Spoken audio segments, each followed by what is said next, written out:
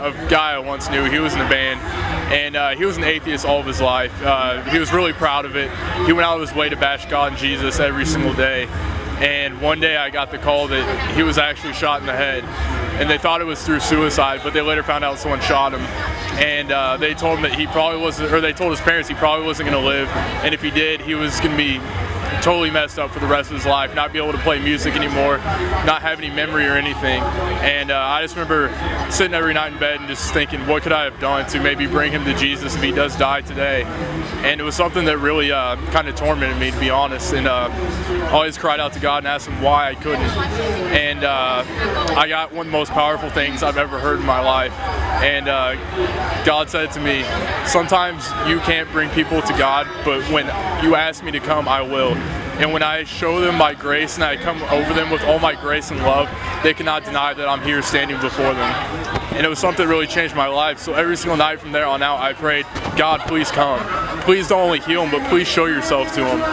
And a couple weeks later, he woke up from his coma. And that day he was playing guitar. And the amazing part of the story was he actually told his friends after he came out that he saw God.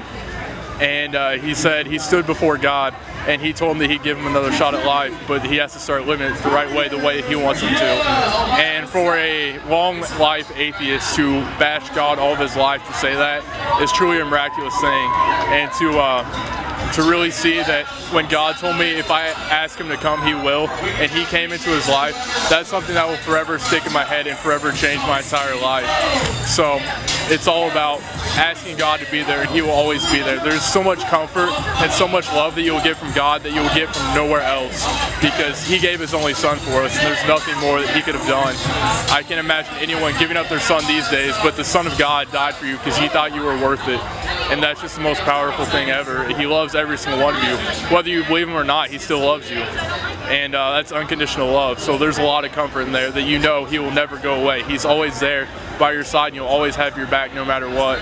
And he just wants more than anything for you to know him and for you to love him like he loves you.